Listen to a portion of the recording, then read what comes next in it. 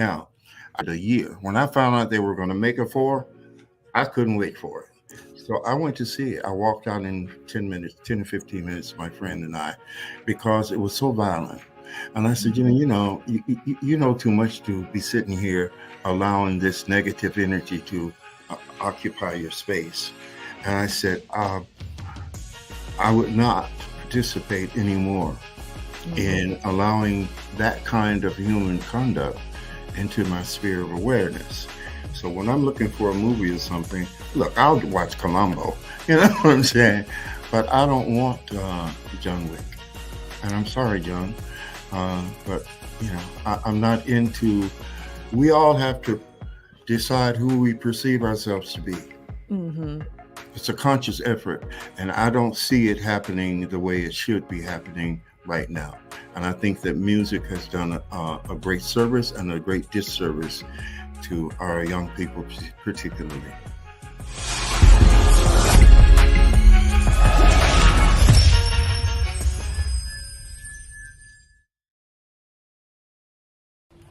All right, so at this time, we are welcoming author, podcast, businesswoman, coach, podcast influencer, Coach Tina Ramsey.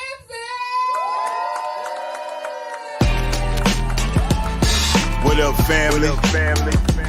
CTR Media Network. Yeah.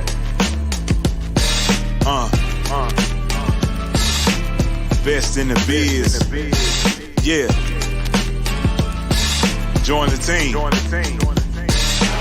CTR is who we are, the media network, that's the best by far. Whether you listen at your home, at your job, in your car, come get the information that's needed above par. Never lasting, motivational podcasting, giving you the answers to the questions that you're asking. Serious talks and topics, how to come up and profit, how to better yourself, your health is here, we got it. Reaching 350 million, they tuning in. We in 50 different countries, we all can. And like-minded, find your purpose and your assignment. Come get your fix, your feel, your mental alignment. Get active and speak to the masses. Build your influence all levels and all classes. Now you know you can monetize and grow. CTR Media Network, start the show. CTR Media Network. CTR Media Network. CTR Media Network. CTR Media Network. CTR is who we are, the media network, that's the best by far, you know. CTR Media Network. CTR Media Network.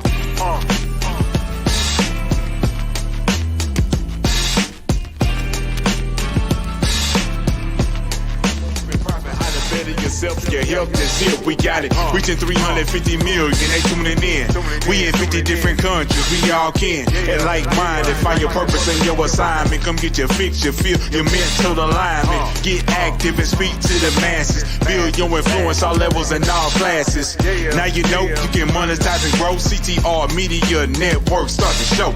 CTR Media Network. CTR Media Network. CTR Media Network. CTR Media Network. CTR is who we are, the media network, that's the best by far, you know. CTR Media Network. CTR Media Network.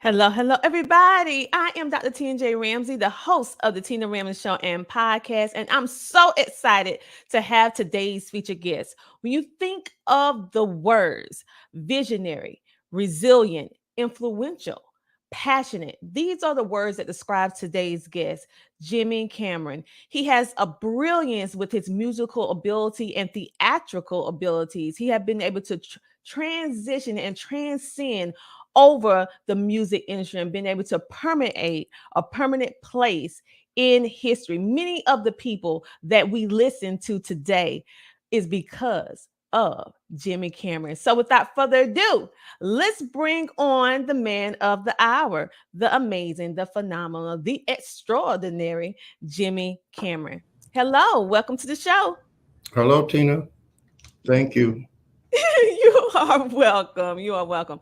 And I'm so honored to actually have you here because when I look at your history, it took me on a journey of ups and downs and many, many successes along the way. And I'm also seeing how some of our artists from today has connected with what you have created in the past. And it's just revolutionizing the way that we see different things. And so we're going to start back from the beginning because I feel that everybody in life has a defining moment in their life where they make a decision and it can either propel their life into a different direction for the better or it can halt it. But in your case, this amazing lady named Emma Bell Cameron, she decided in June of 1964 to do something that many would say, that was kind of that was revolutionary how she took her family and decided to move, and that in essence helped to change the trajectory of Jimmy Carter. So explain to everyone who is Emma Bell Cameron and how her courageous decision to pretty much pick up her family to go in June 1964 and how that changed your life from that moment. Yeah. Well, excuse me. First of all, my oldest brother, Jay, Mm-hmm. had moved to California, and he persuaded mother to move there because of opportunity for us. And mother being progressive and wanting the best for her kids, she conceded. So she sold the house, got a U-Haul, and we were the Chattanooga Beverly Hillbillies. It's true too. And so she, moved us to California, which opened up the world for us. And I began to pursue a bit career in theatrics and music and so on. The school I went to was Pasture Junior High, and Kyle Johnson, who was Nichelle Nichols' son, went to the school also. And I had met Nichelle at that point. I think I was 14 then. Okay, and she would pick Kyle up every evening. And she was on Star Trek at that point.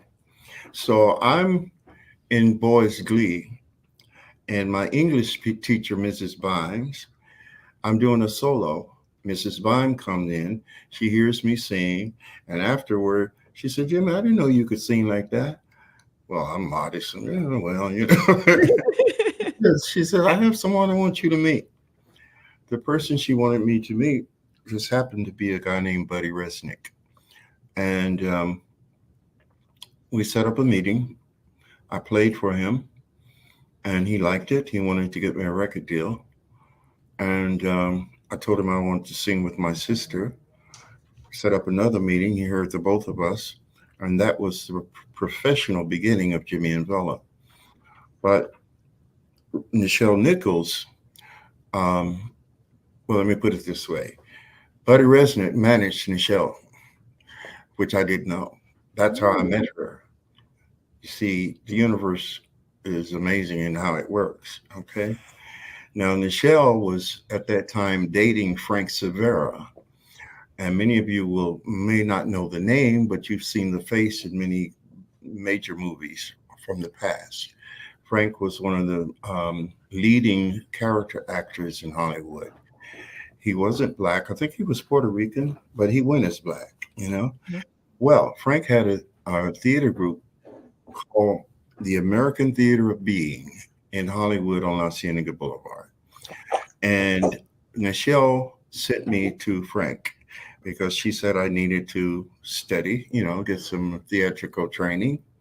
And I went there and I was in the company of a lot of people who later became very successful, such as Isabel Sanford on Sanford and Son. No, Isabel was on the Jeffersons. I'm sorry. Whitman Mayo from Sanford and Son. Maya Angelou was periodically in the group. Um, Marla Gibbs from the Jeffersons. Billy D. Williams was in the group at one point, and on and on and on. But I was the youngest. So Frank had done the Amen Corner, James Baldwin's Amen Corner. And he wanted to revise it, which he did. And I got the role of David.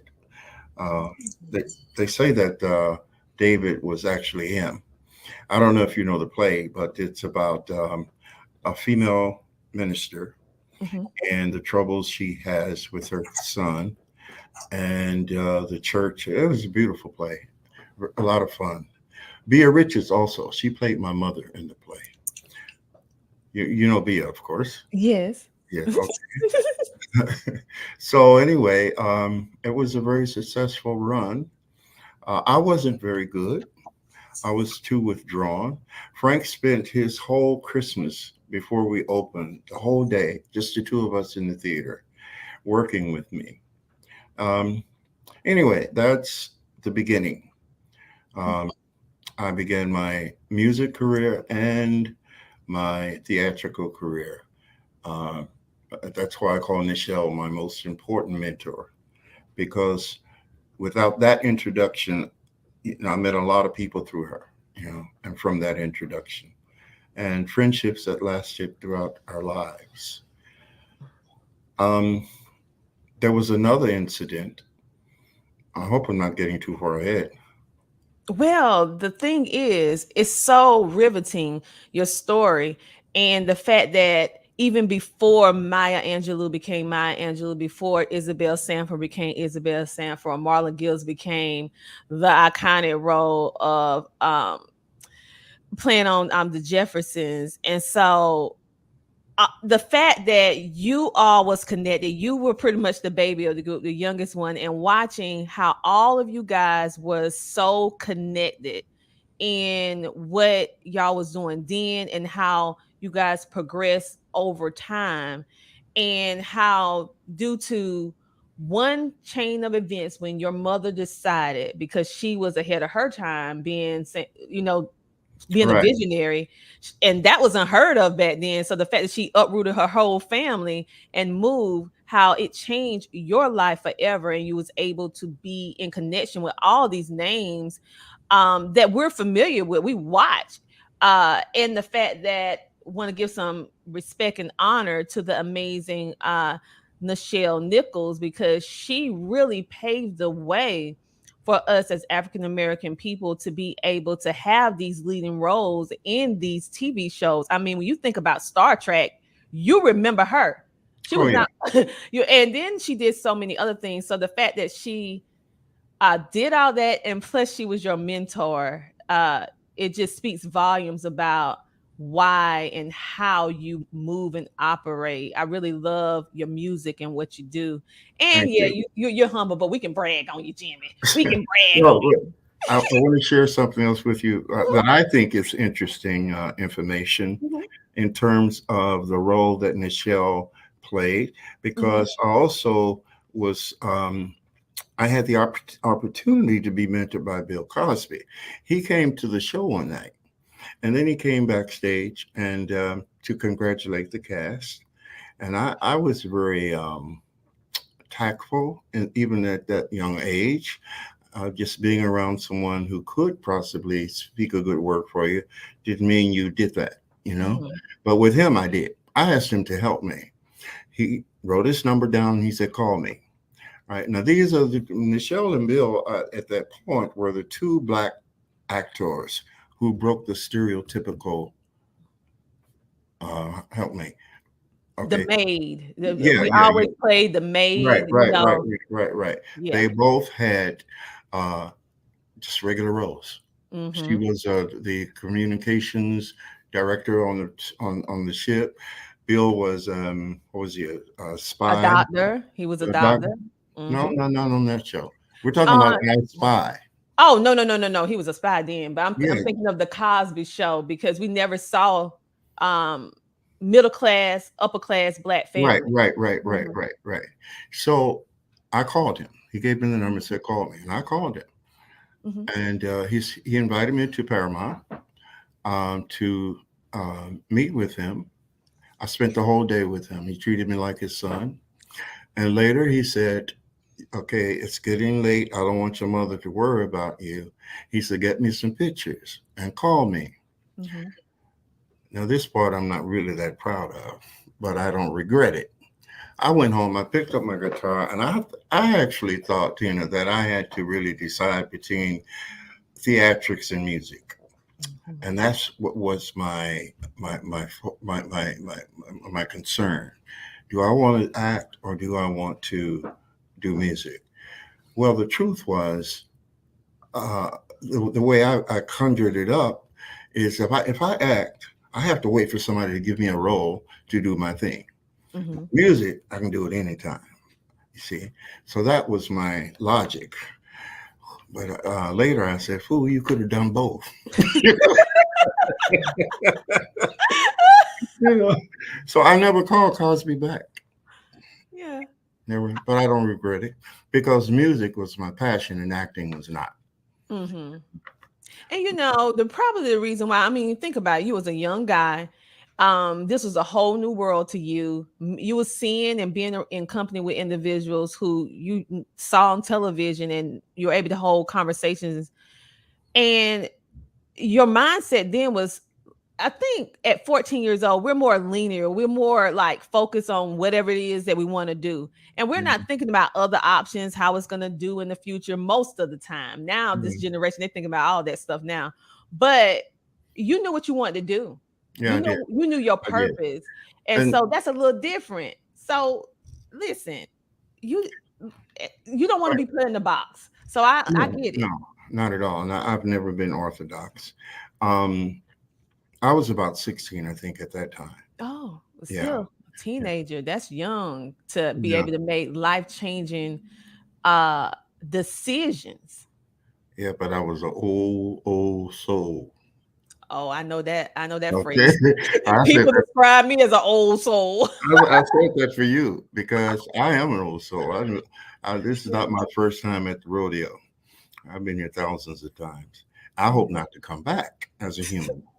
Actually, anyway, it's on you, girl.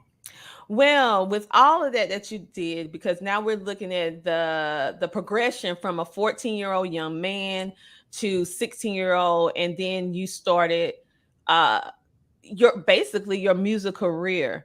Uh and I know that you came in contact with Bobby Warmack, and it was an album called Heartbeats.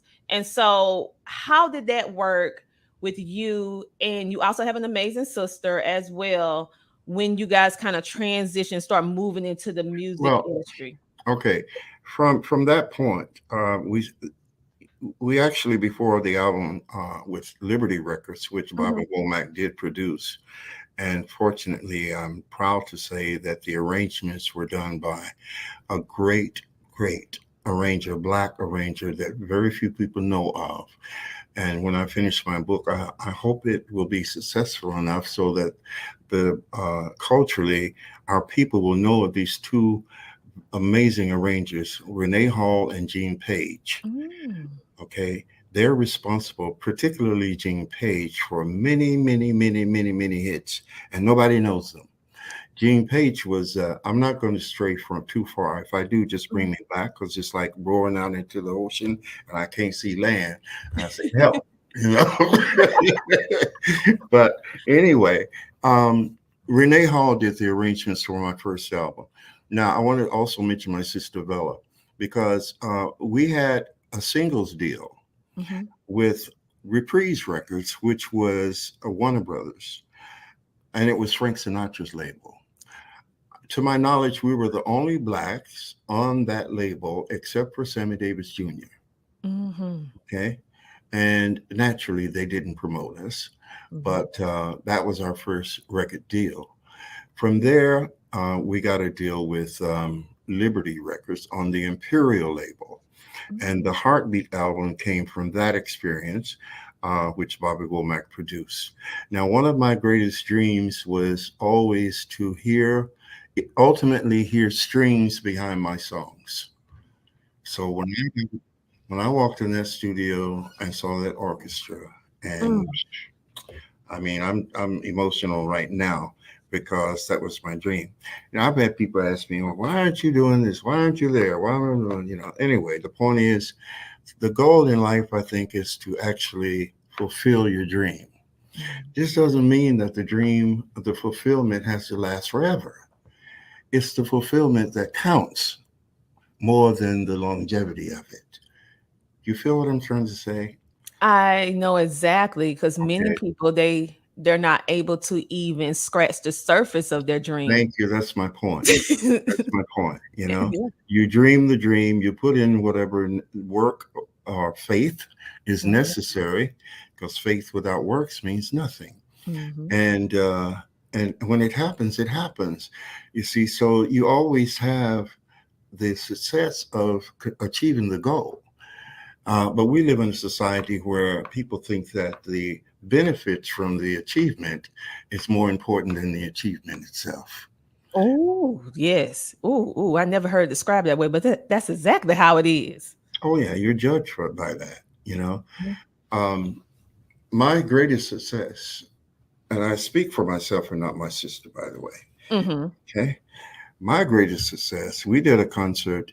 I'm way ahead of us right now, but I just bring in certain points, you know, as I think about them. But speaking of success and achievement, for Vel and I will speak for her somewhat here because we had this in common. We were not in music because we wanted to get rich or become superstars. We wanted to reach the people with our art and perhaps make a difference. That was our nucleus in terms of our impulse to do music. Both of us were given great talents, I think. And sure, the accolades, I mean, the benefits are wonderful. Look, I love shopping for nice things, you know, but that's not the point. The point is making a difference with this thing called music that is one of the most powerful substances in the universe, you know.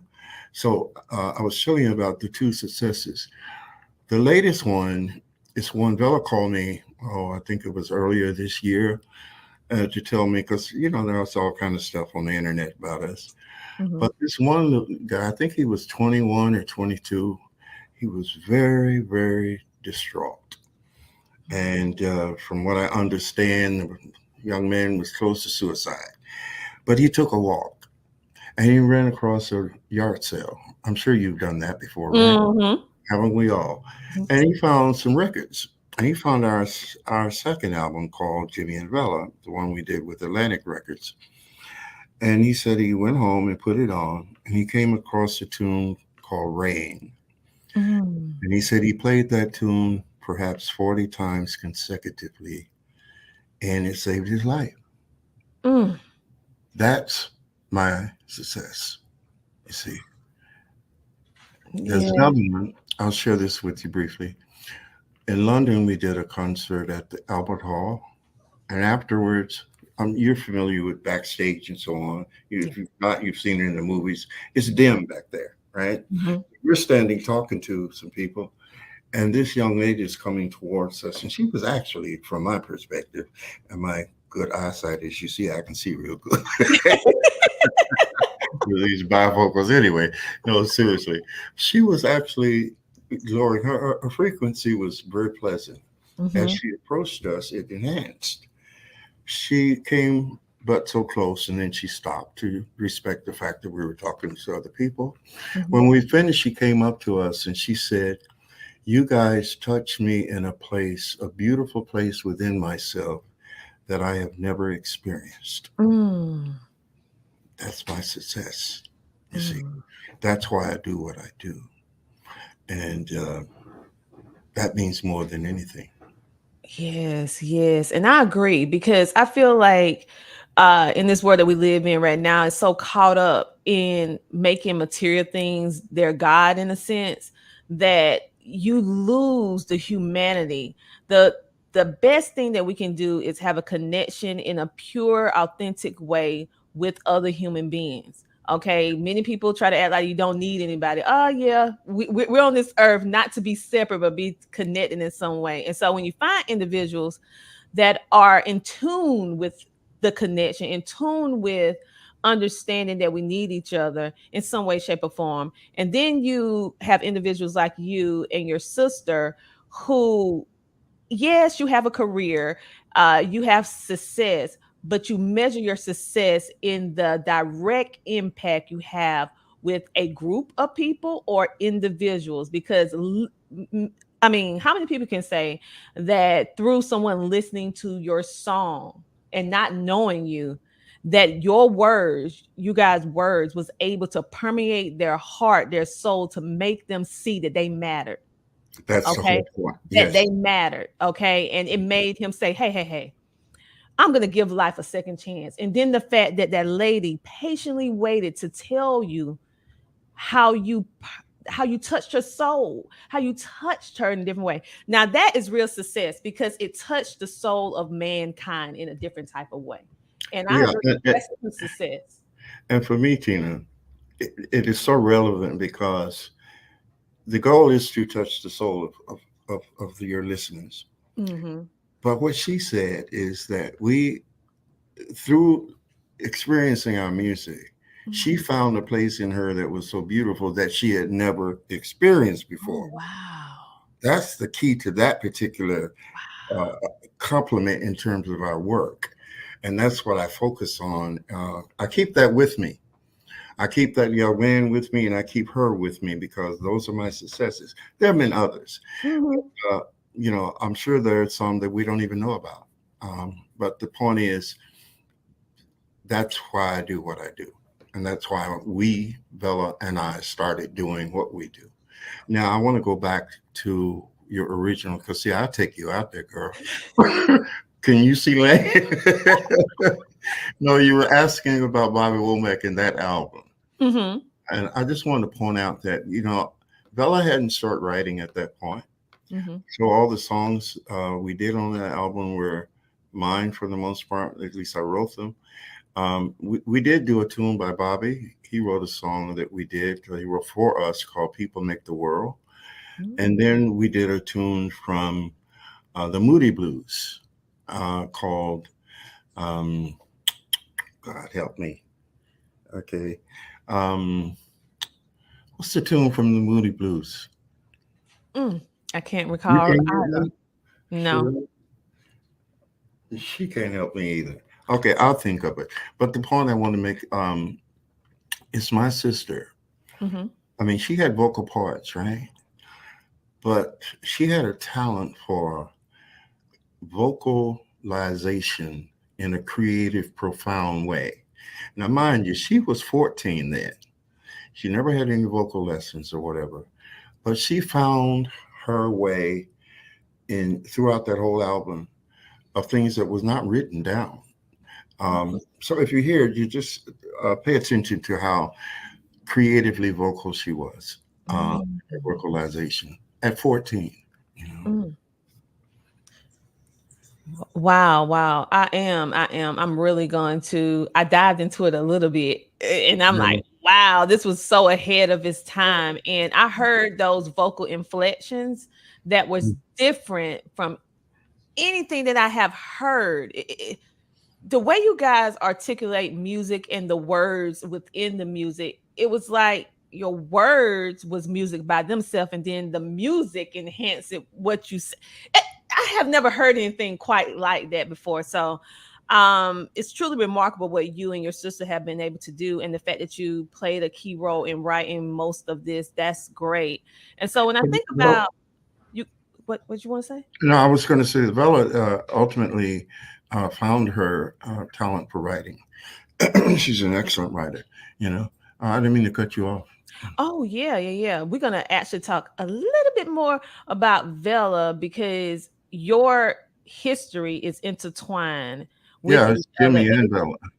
Yeah. Yeah, and it's so it's great to see a brother and sister and both of you can sing because sometimes it skipped generations. Like if your brother can sing, the sister can't sing, but the fact that both of you can sing and you was able to do this at such a young age, and the music is it's lasts all the way to now. People still looking at it, people still sampling, people still using your music to this very day. So let's talk a little bit about Jimi Hendrix and the film Rainbow Bridge. What part did you play in the Jimi Hendrix film Rainbow Bridge, and how did that even come about?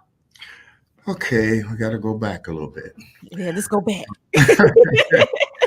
We Okay, I've always been. I know you're very religious and spiritual. I'm Mhm. not religious, but I am spiritual. So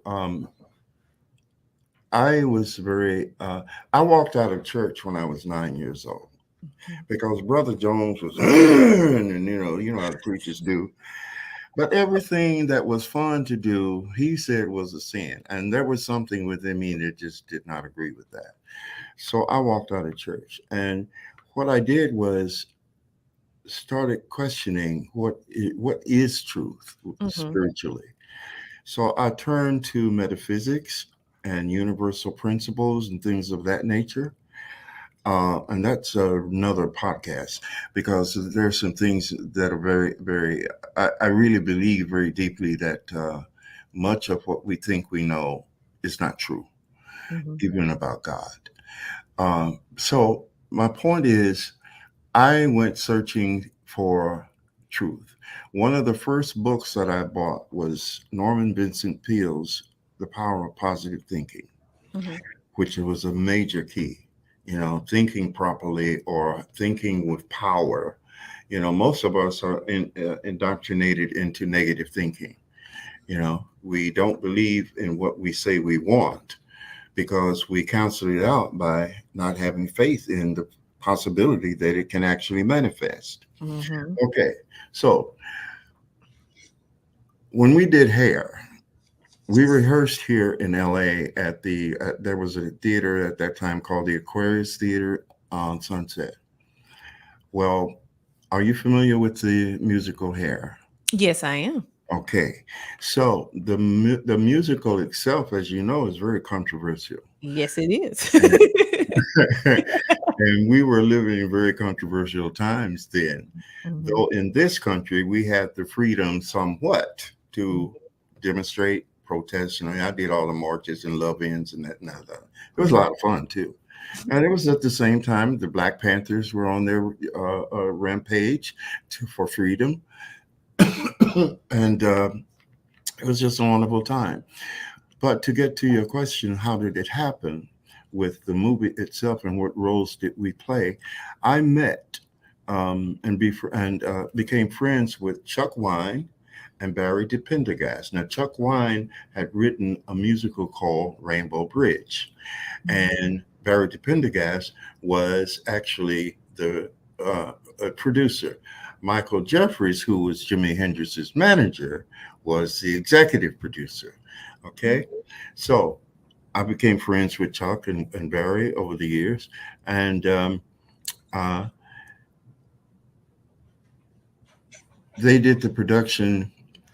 We rehearsed at the Aquarius Theater for 2 weeks, Mhm. and then we moved to Mexico City. And this gets interesting, where we rehearsed for another 2 weeks. Now, do you remember when there was this slaughter of the students on a campus? You may be too young, in Mexico City. It was a big deal, Mm. internationally, because at that time the Mexican government was a dictatorship, and they did not allow protests like we had the freedom to at least march or whatever. They weren't having it in Mexico. And the students were trying to, it was a glorious period for people actually trying to reach for this humanity that you spoke of, a better life, the equality, the dignity, respect, freedom, all those wonderful things to me that represents God, because those Mhm. things are God to me, you know. And the government killed a lot of students. Mm. Well, the hotel we were staying in was close to where we rehearsed for those 2 weeks. It just happened to be on the campus where the slaughter took place. And okay, so when we walked to the theater, we had to pass on each side of this. It wasn't a street, but it's like a paved walkway. Mhm. On each side were the Mexican soldiers with machine guns and all that. But they didn't bother us. They were very friendly. So we finished rehearsing there. Mhm. And then we went to Acapulco where we were to open an open air theater, right? No roof. So we're there rehearsing one night, and over the wall comes a bottle of acid. It didn't hit anybody, thank God. Wow. But that's what we were dealing with. Bertrand Costello, Italian director, was directing the show. Mhm. Now, we did open. It was star-studded. I mean, it's Acapulco, right? I don't know. At that time, it was heavy jet set, a vacation holiday. Mhm. And at the end of the show, the military came in, closed us down, and gave the cast 24 hours to get out of the country. Now, Acapulco, as you know, is at the end, the bottom end of Mexico. It Mhm. is impossible to get to the border in 24 hours unless you have a jet. Okay.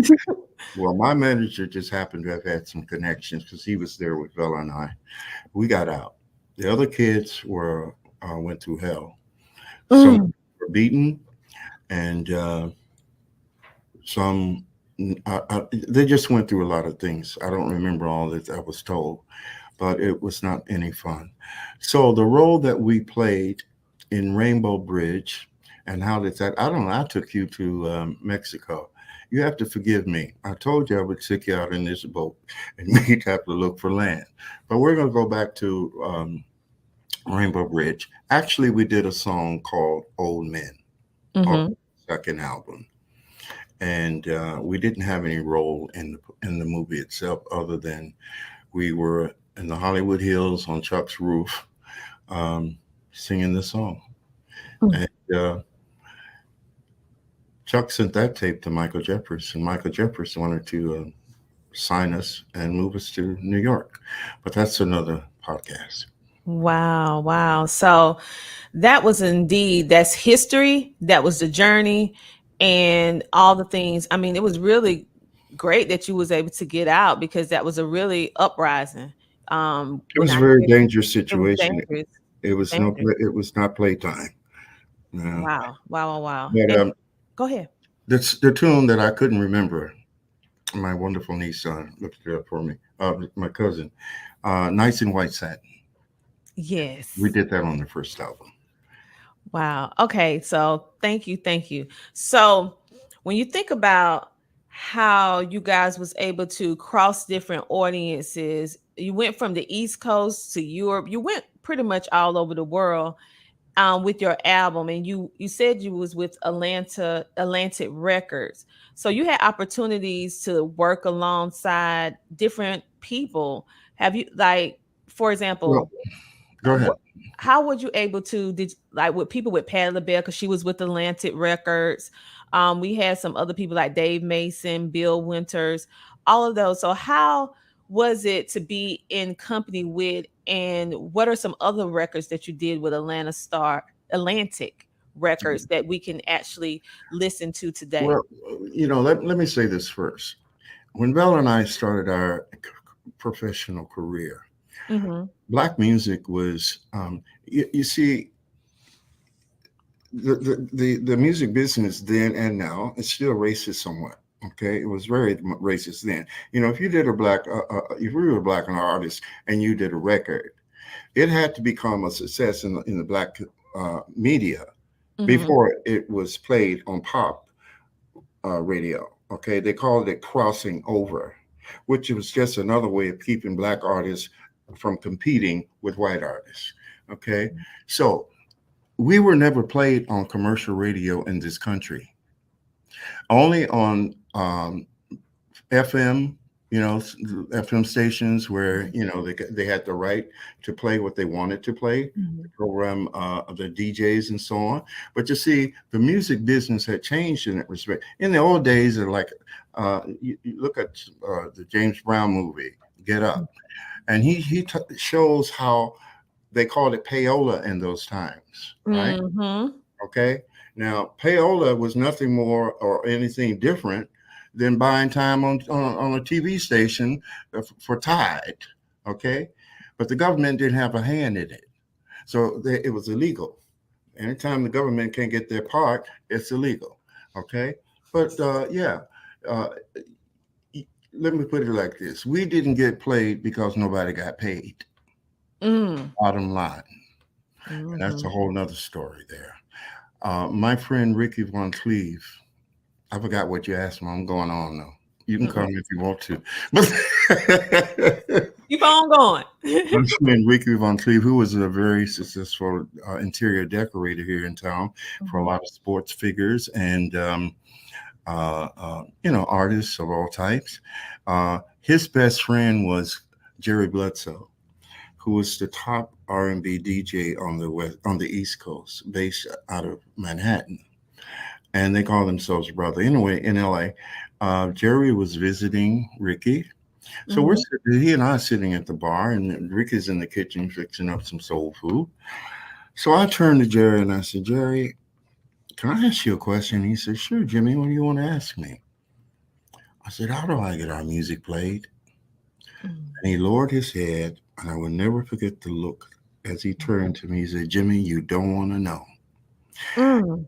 And I knew that what he was saying, because I had some information about things, I wasn't totally naive. But no, I didn't want to know. He didn't say any more, nor did I, because he didn't want me to know what he knew, and I didn't want to know what he knew. And Mhm. that's happened several times in my life. You see, for me, I had to always look out for my sister. The world is a dangerous place, and knowing things can be dangerous. Mhm. So I can say that we have had a life and career where she hasn't really had to worry too much because I kept certain things from her Mhm. without denying her. You know, um, it's deep. It's very deep. So we were played in other places, other countries, but we were never played here. And there's a reason for that. One I pointed out is just, the racist aspect. We Mhm. were two young black people, kids, very talented, and that we didn't fall into the genres. Mm. We were not totally R&B. We weren't totally gospel. We weren't totally blues, and we weren't totally jazz. We were just two innovative artists who created music. So they couldn't put us into a category. Girl, we've been called everything: folk, rock, God. I mean, they created terms trying to identify us rather than accepting us as artists. But being black, we was not. The white artists could do BB King's "The Thrill Is Gone" today, and they'd call it country. Mm. Yeah. I'm Yeah. sorry. And I can just imagine what you're going through because you're creating this impactful music and they want to put you in a box. Yeah. And back then, and even down to now, we are very limited as Black artists on what we can produce and what they consider us to be because now we're starting to see a little bit of people that's been accepted that's Black into the country music industry, but they really want you in R&B or rap or something that is, how can I say it, that is acceptable, that is known, that they feel like we should fit in that category. And the fact that you and Vela did not fit any of those, you just was creating impactful music, and you continue to do it because many times when you find yourself having all of these challenges and pushback, you stop. What I appreciate about you and your sister is that even though you receive pushback, but you continue to make a positive impact. And then through the years, individuals still have access to your music, because now, with the way that music and the internet is now, we have access to a lot of your music. And now a different audience is connecting with your music in the now with this digital age. It has its good, it has its bad, but the good Yeah, part is that now we're able to hear your music. yeah, and I'm glad of that. And I appreciate the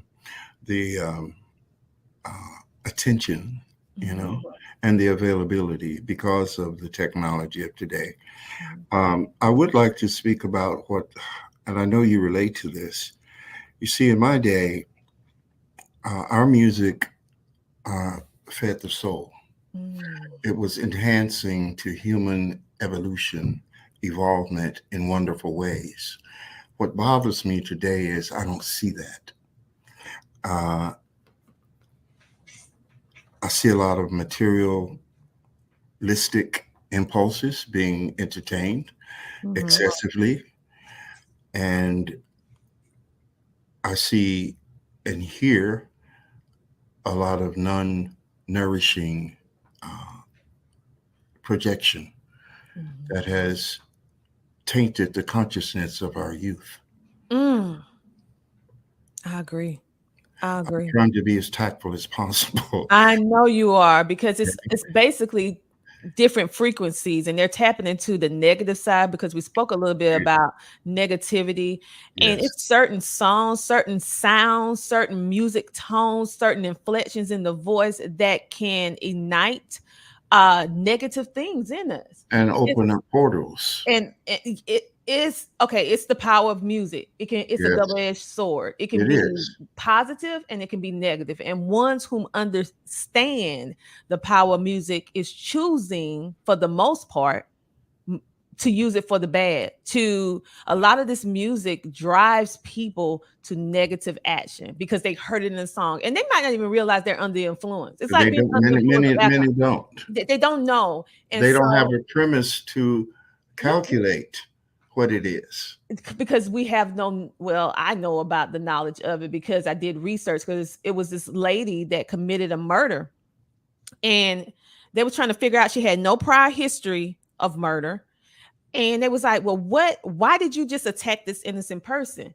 And they did some research on her and found out her habits, the people who she hang around, and it was a song that she listened to repeatedly. It was a rap song. I'm not gonna call the name. It was a rap song, but it encourages in the song to go kill this person, go snap them, pull them out, all this different stuff.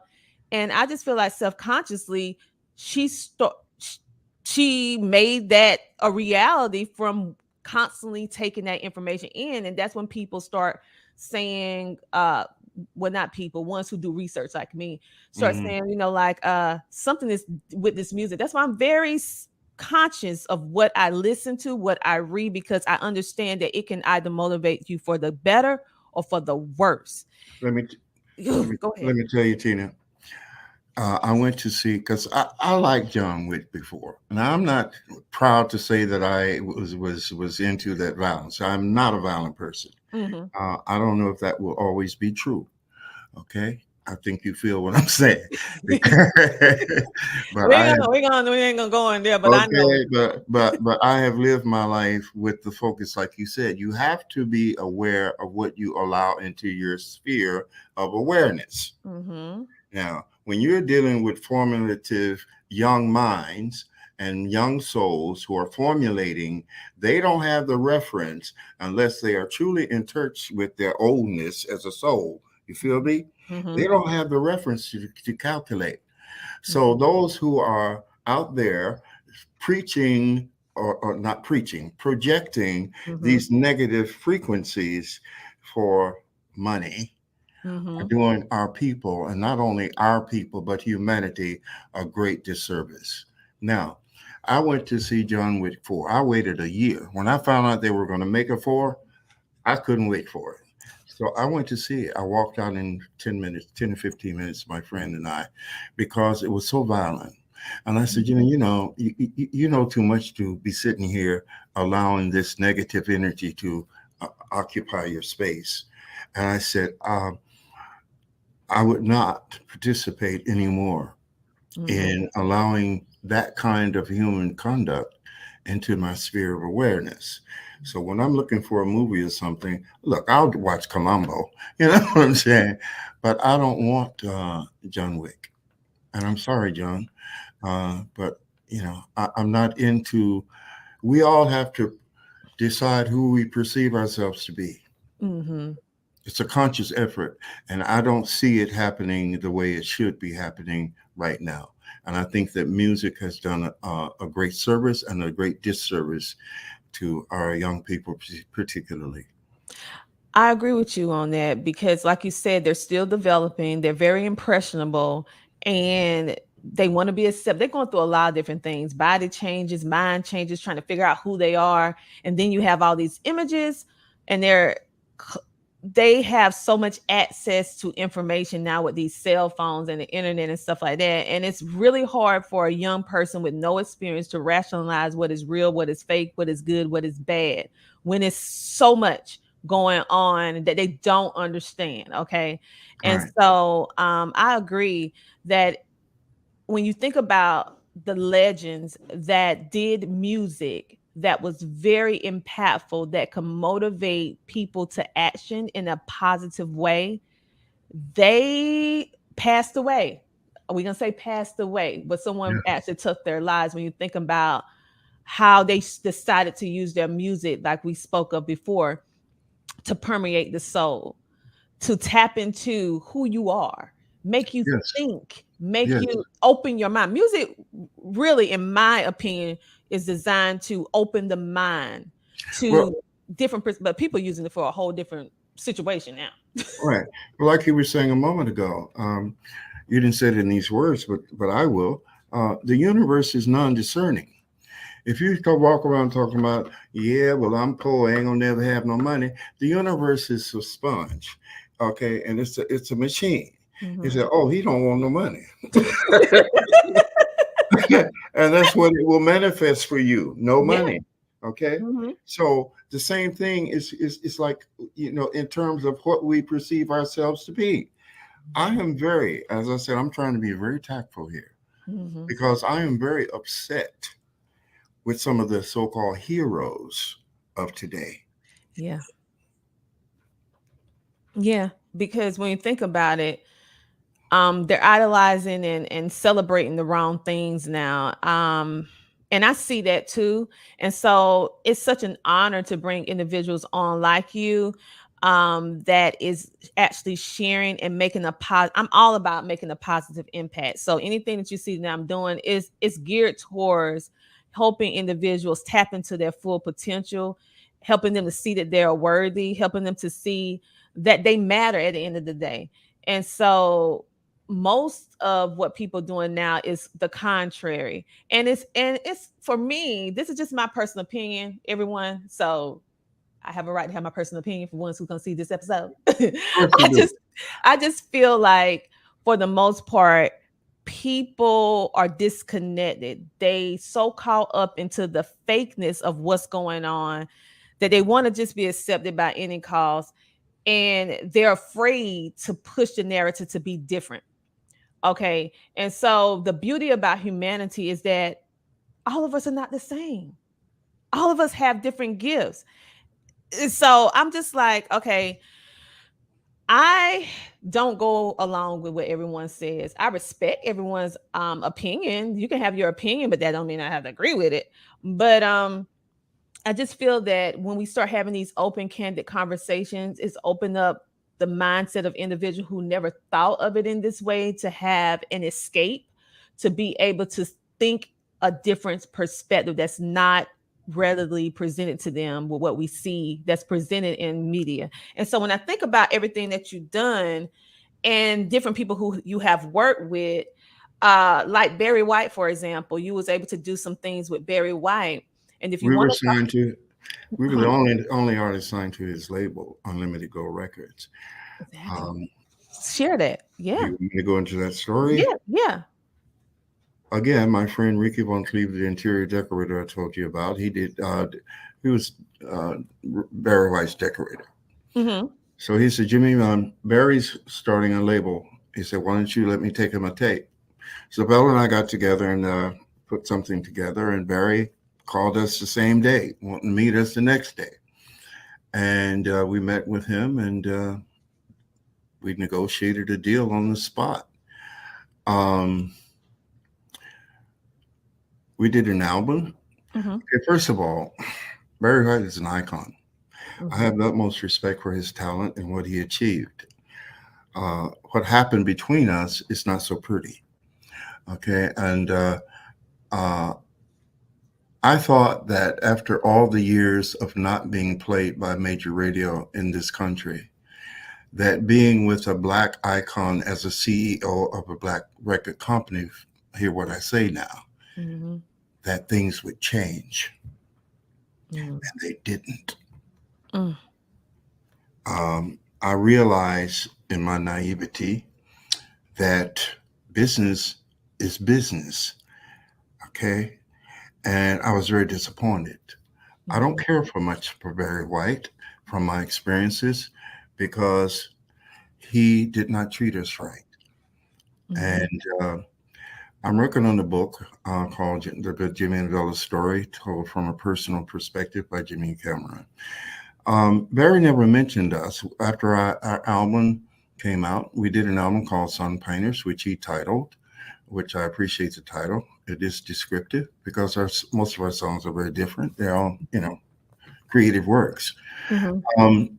When the album was released, um, our last performances in this country, we're a concert act. We're not a club act. Mm-hmm. Our last three performances were at Philharmonic Hall in New York, opening for Cat Stevens, with standing ovations each night. What he did was put up a platform in Watts, um, on the launch court. He called that promoting us. I mean, it was really, really shameful. Mm. So my point is, it was a very disappointing situation. Mm-hmm. I don't know how much time you have, but the point is, there were a lot of things, and I don't mind sharing it with the world, because there are other black artists out there who think that because they're with another black businessman, that it's all going to be okay. You Mhm. got to take care of business. My generation, as you might know, was taken a lot by business people. We didn't know the difference, okay? Mhm. We didn't know what we earned, what we deserved. And very few would even tell us what we deserved. The one Mm. thing I appreciate about the people out there today, the black artists for the most part, they're Mhm. taking care of business, their business. That's Mhm. a good thing. I don't necessarily care for what they're projecting, but I appreciate the fact that at least they're getting what they deserve. Um, so, yeah, we did an album with Barry White. He produced 4 tunes, and we produced the rest of the album. It was released and no airplay. Mm.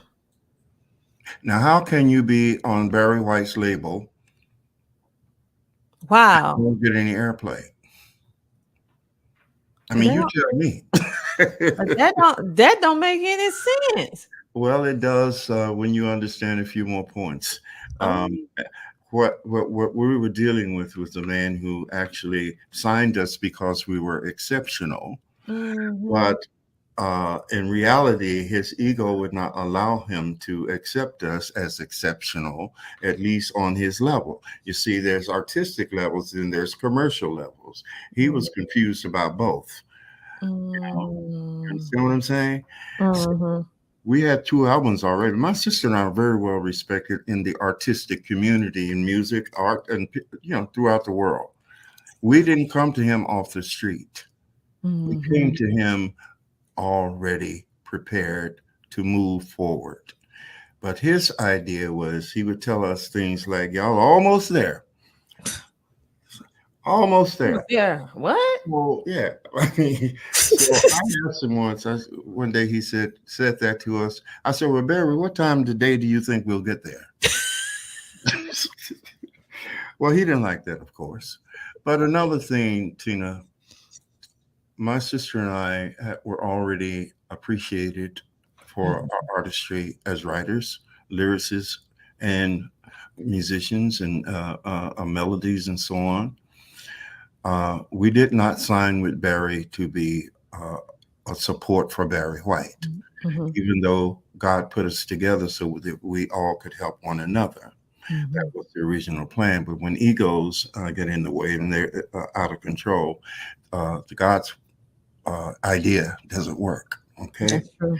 Now, what Barry did was he wanted to make us ghostwriters. Oh no, you didn't have to put your name on stuff. He can get the credit. Uh, right. Oh. We used to have these Wednesday meetings at 2 o'clock at his compound, Mhm. and we spent several hours, and just he'd be telling us whatever he was telling us or whatever. Anyway, so this one day we drive up, and he meets us at the gate, which he had never done. You mean Bella? I had a brainstorm, he said. So really, Barry? Yeah, it was incredible, just incredible. So I said, what, Barry? We're gonna write together. Well, Val and I looked at one another because that was decided during the original negotiations. Like, okay, so I'm waiting for the catch. He said, yeah, and we're gonna call ourselves the Force. I said, the Force? Yeah, the Force. I said, you mean under the title of the tunes where the names go, our names are not going to be there? He said, no. I said, well, won't nobody know who we are? And Mm. his whole demeanor changed. You see, I wasn't there to support Barry White. I was there and I signed with him with integrity and the respect to promote my sister and I for what we already were before we came there. Like I said, we didn't come to him off the street looking for a deal. Mhm. Anyway, that'll all be in my book. All right. Well, we're excited about your upcoming book. And so, what we're going to do now is take a commercial break and we'll be back in a moment. Very good. Thank you. Listen, if anybody's interested in getting into podcasting, grab this book.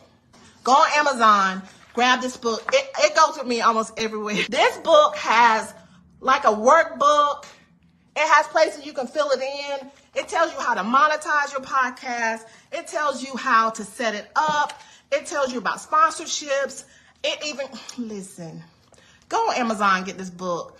And this is the Bible for podcasters. Listen, it was ranked #1 in podcasting books. Look right here. Best new podcasting book by Book Authority. Right there. Boom. And a little secret. Y'all, when you grab this book, I think it's page 43. There is a code on there. Listen, you can get access to her class, her course. Get her course. It's worth hundreds of dollars. But this book it's less than $50. Grab this book on Amazon. I'm telling you, I carry it everywhere. She is the best. Grab this book on Amazon. Hi, man, look here. Go to teachingme.com and purchase my book.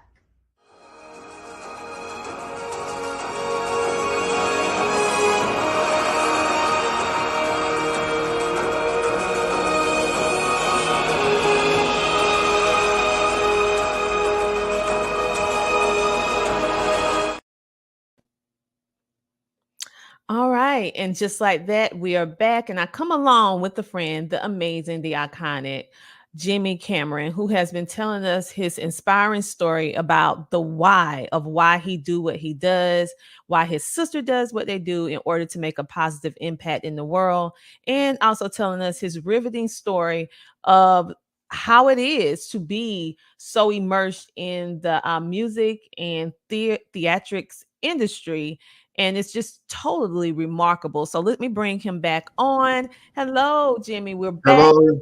Hi, Tina. And your journey, your story, and all of the people who you have came connected with, or I would say shared some space with, the ones who didn't do right, you know.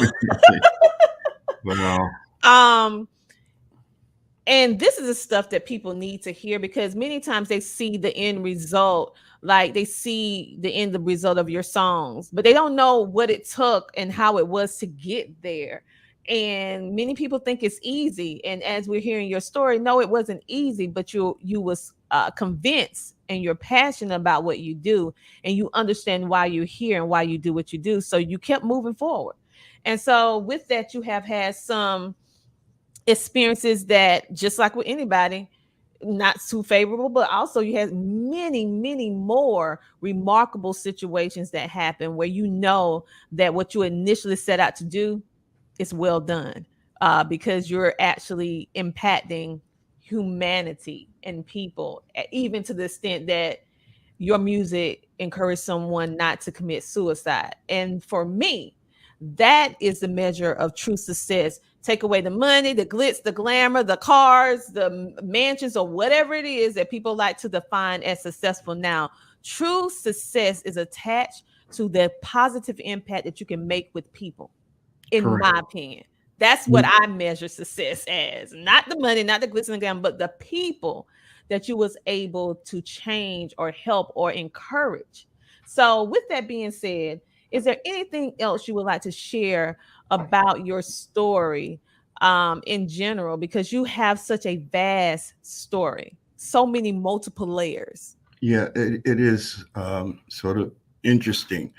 Um, I basically would like to speak to the young people who have a great task on their hands right now, and to encourage them to, as you said earlier, to be your own cheerleader.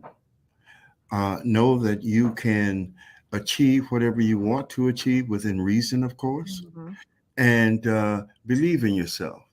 And don't follow the crowd, follow your heart. And in terms of my legacy, Tina, it has been a long journey, but a worthwhile journey. Mhm. And even though we didn't get airplay in this country, our music is out there. Mhm. And it refused to die. Okay. So I'm good. I'm good. But I do thank you so very much for having me. And perhaps we can do it again at some point, either in this life or another, because we old souls know that we don't die, Yeah, we're old soul. I mean, people been telling me that ever since I was a little child. And I just, once I understood what it meant and I start embracing it, it's very few people that have it. right? And so I don't look at it as a bad thing. I look at it as a badge of honor, because for some reason or another, I was chosen to have this. And it gives us a different perspective, and it gives us a different outlook. We can kind of see things for what it truly is and what it isn't. And we're able to make some changes. But you know what? I have something else to ask you in regards to how you are making an impact, and how, before we go, and I just thought about it, you was able, like you said, your music has never died. It is still living on. And the fact Oh, that is true, because we, for all these generations now, everybody know who 50 Cent is. So tell us a little bit about how you and 50 Cent, what that connection is. I've never met the man. They sampled a song that Vella wrote called "It's Only Love," and he sampled that and created from that premise Mhm. 21 questions. But no, I never met him. The three of us, as writers, were granted an ASCAP award, I think it was, in Mhm. 2004 for the most played song in this country. Wow. But he didn't come out on stage to receive the award with us. That's amazing. So when I think about your music, because right now we're starting to understand, like you already knew about it being in the music industry, but from a person like me who's not in the music industry, I start hearing all of these different things when another artist got put in the news for making a new song, and for some reason or another, they said that that person sampled someone else's song without permission and didn't give them the proper credit. And so now I know that that happens, and it has been happening for a long time. But like you said, now new artists are about their business. They're like, wait, you sampling my song. Yeah. So with you, have any other artists sampled your music other than 50 Cent and Method Man? Dilated People did a Mm. tune called This Way, which was off of one of our songs. Capone and Noriego sampled one of our songs. There may be others, but those are the ones that come to mind. I would like to say that old school don't get old. You're right. Okay. You're right. And what they call sampling, we call stealing in those days. Yeah, that's the new term. I understand. More power to them. But yeah, but what we did came from us. It didn't come from drum machines or synthesizers and all that.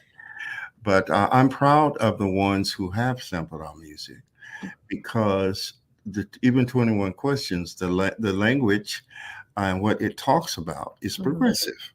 Would you love me if I didn't have money, or whatever he says, but it's asking pertinent questions about the human experience in a wonderful way. Very important questions. Dilated People did This Way. I appreciate that positive message. So I don't even remember the one from Capone and Noriego. But the thing is, Invincible. Invincible. Yeah. Was it? Do you know the Yeah. lyrics? I don't remember. No, I don't know the lyrics, but I know Was they it did positive? Did y'all do me positive? That's all I ask. If you're gonna use my stuff, at least be positive about it. So let's just think about some of the people. So we just some of the people that was able to, well, back in the day it was called stealing, but now in this new era they call it sampling. But ironically, it still begins with the letter S, so you can still identify where it originally came from. They just changed the rest of the letters. When you think about it. Yeah. And so you was able to do, like I said, your songs credits, even though he did not give you your credit, was Barry White. You had Cher and No. He didn't. You see, the songs that he did do, we got credit for it. I mean, what he proposed to us was an ongoing arrangement where we would write together, okay, the three of us, but it would be called The Force. We didn't fall for that. And that's when his attitude towards, now mind you, we're the only artists on his label. He's the CEO, but it seems like he's worried about competing with us artistically. That's not, that doesn't work. No, changing your whole name when you guys were already built. It wasn't like you was beginning. You was already established, and that didn't make any sense. We signed there as Jimmie and Vella to promote Jimmie and Vella's career.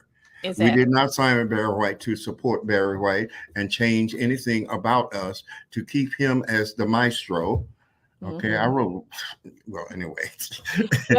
Well, who are some other artists that you have written for in songs? Because clearly, you and Vella is very talented in the way that you're able to write. And many singers, they sing, but they don't write. So the fact that you do both, that's amazing.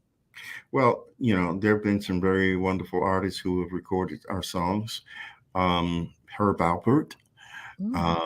Barry White, of course, Mavis Staple of Staple Singers, who's the queen of Black female artists from the day. Everybody, Mavis, Aretha, Gladys, all of them. Mavis was the queen. She did a tune called Chicka Boom. Who else? Simply Red. There are others I can't think right now, but yeah, I'm very proud of the people who have recorded our music. Cher and Greg Allman did one of our songs. The OJs. The OJs too. Wow. Gene Page Orchestra. Yeah. So are you looking to work with any other artists or people in regards to your music now? And do you have any music that you're working on in the now? I have two tunes that I want to do Mm-hmm. presently. And I hope to, by the end of the year, I'll have those done in commercial form, right? Mm-hmm. And market it. That's my goal. My other goal is to finish my story Mm-hmm. before I leave this body. Okay. So that's what I'm working on right now. And we'll see what happens. I'm excited. Okay, so we have this book dropping, the Jimmie and Vella stories told from the personal perspective by Jimmie Cameron coming our way, so that you can be able to hear and read his part of the journey, because he's very candid on making sure that he share his side of Yes, his story in this book, even though his sister will be in it, but Jimmie is telling from his perspective from what my happened, perspective. which is Yeah. amazing. Yeah. Then, okay, you already have a treasure trove of music that even younger artists are now recognizing, and like, I want to have a piece of this into and use using their music. And then to find out that you have not stopped. You are actually working on new music. You have me on the edge of my seat. I want to hear it now. This is Well, great. Tina, I got boxes of old school originals, Hmm. you see. So, I ain't got to worry about music or writing anything else. All I have to do is go into the archives. So, you out there who need some old school, because I Hmm. do believe it's coming back around. Um, because old school don't get old. You No, see, you can't change or alter what's real. exactly. And the people from my era, and this is not about me or Bella, we sang from our heart. We wrote from our heart. We played from our heart. And they can get on stage without a lot of fanfare and bring goosebumps. They Hmm. make you feel them. Where effect is in control presently for the most part. And I don't mean to sound pessimistic. It's just that I feel that my purpose is to point out the relevancies that need to be addressed. And it's not always a laughing matter. It don't Hmm. always make you feel good. But in order for us to survive ourselves on this planet, we have got to focus on some basic fundamental factors. And listen, you are a person that's resolute in your what you are here to do, your perspective, and you, like my grandma said, you understand the assignment. Well, Mr. Jimmie, I am so honored that you came on the Tina Ramsey Show to share your story. But before you go, I want just to speak to you a little bit more about the why. Why did you decide, with all the different accolades, all the different places where we can physically find you? I mean, literally, we can Google you and find out your amazing resume of timeless music. So, what made you decide to make time in your life to write this book, which is the Jimmie and Vella stories told from a personal perspective by Jimmie Cameron? What made you decide? And what do you want to leave the people? And because we know that the people are very important to you and you make a very positive impact. So why is this so important for you to leave uh I would say this story to the people? Well, first of all, I think that my life has been a very colorful, very interesting, provocative, profound, and I've been fortunate enough to know a lot of people who have made their mark. And I just think that the world needs to know some of the things that I have experienced, my sister and my family, that is very interesting. But most of all, what we have been through, what I have been through, and what I've experienced is the same thing that many others experience, even though they may not be in music or whatever. It's a human experience. Mhm. So, what I intend to project in my book is something that I think everybody will appreciate, you know. Um, that we as a people on a planet need to come together with one focus and one purpose, and that is that everybody have what they need to exist in these bodies from day to day, because there's plenty for all of us. And whatever is in the way of that, we need to get rid of. So that's why I'm writing the book, because all of these stories and things lean towards that end. And they Well, should have it. So whenever it's released, I want y'all to run out. Don't walk, run and get it. exactly.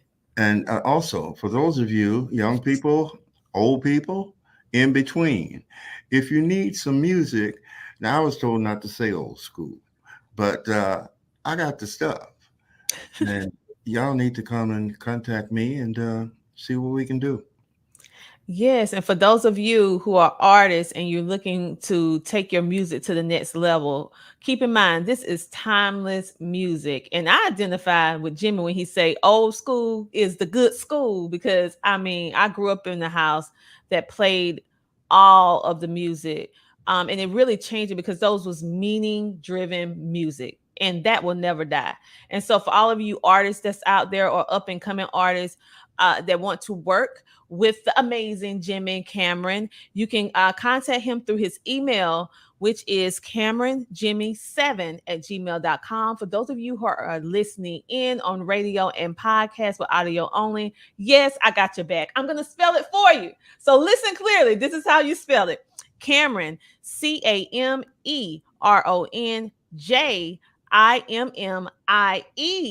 7@gmail.com. Make sure to check him out if you are looking to take your music to another level and create music that is truly making a positive impact in the world and will surpass your life. This is the kind of music that even when you're not here, it's still speaking volumes for you. And that is true success. That is true legacy. And that is what the amazing Jimmie Cameron, whether he want to admit it or not, I'm gonna say it 'cause I'm a brag on him. That's what he stand for, and that's what he about. And I said what I said. Oh boy. Thank you, Tina. All This right. this has been a pleasure. Yeah, thank you so much for being a featured guest on the Tina Ramsey Show and podcast. It has truly been my honor to have the opportunity to have you share your amazing story on my show, which I know this is just a little smidgen, a little piece of it. So I want to invite you back when you have the time to come back and share whatever else you would like to share about your amazing life and your amazing journey. So you have an open invitation to come back whenever you want. We'll do. We'll do. All the best to everybody. All right. All right, everyone. Listen, that was amazing. Make sure to, when that book drop, we're going to let you know on Amazon or wherever they decide to drop this book. We will let you know so that you can connect with him. For those of you who are artists, because I know I have a lot of different people that follow this show who are artists. If you are looking to take your music to the timeless category, not just be a 15-minute hit wonder, because his music and his sister's music been able to go through all the different changes and genres. And listen, you need to contact him. Again, that email is Cameron Jimmie 7@gmail.com. And that is the number 7, not spelled out. And make sure to follow, like, and subscribe to any of our platforms, and also follow today's guest as well. For those of you who have an amazing product, service, or you would like to share your impactful story on the Tina Ramsey Show, well, guess what? We are now booking and accepting guests for season 9 of the Tina Ramsey Show and podcast, coming your way this fall, baby. So if you would like to share your story, we're all about making a positive impact, motivating you to action to live your full potential. Make sure that you go to ctrmedianetwork.com. That is ctrmedianetwork.com, and book your opportunity to be featured on our show. We can't wait to share your story, because it's time for you to come share, shine, and grow on the Tina Ramsey Show. And for those of you who absolutely love what we're doing, you can actually support our show by donating, or just sending a care offering to our business to help us keep this amazing platform going and thriving so that we can have a place for our voices to be heard, to share our story unapologetically and be one's true self in order to make that impact and share different people's perspectives. You know my saying. We may not agree on everything, but we're going to keep it respectful, honey. All right. And we love hearing your new perspective in your life because your life is your life. So make sure to screenshot, scan, and go ahead and support us. And thank you in advance for being a part of our amazing, amazing journey. And make sure to go pick up my book if you want to start your own podcast, which is called The Power of Podcasting, which is #1 on Amazon and also was rated by Book Authority as one of the top 11 books to read in 2023 for podcasting books. Today's featured guest, the amazing Jimmie Cameron, his sister, Bella, and all the things that he was actually able to do, and also the amazing story and journey that will be coming your way very soon. Listen, 104 years old, he was able to pull out information from this amazing lady. And once you hear her story, listen, I'm getting teared eyed just thinking about it. So make sure to not only watch this episode and like, follow, and share, and subscribe, but when this episode is going to really show you a lot about our history and a lot about the resilience of this amazing woman. And also we want to give our love and our honor and homage to the amazing lady. Dog, I'm getting emotional when I look at this photo because she actually helped with making opportunities for individuals like myself who are in media to be able to share our story and our narrative unapologetically. And without individuals like Jimmie, without individuals like her, we wouldn't be here because someone had to pave the way. And you know, I do not cry cute. So on that note, let me go and make sure to show respect for the ones who came before you and give them their flowers while they're here and make sure that we support them. So on that note, if no one told you this today, that you are worthy, that you are loved, that you are important, I want you to know that I love you and that you are important. And then what I want you to do in between the interim until we meet again on another Thursday, I want you to do what? I want you to keep smiling. Thank you for being a part of the Tina Ramsey Show and podcast, being our support, being our family, and we'll be back with you next week with another amazing guest. So we'll talk to you later.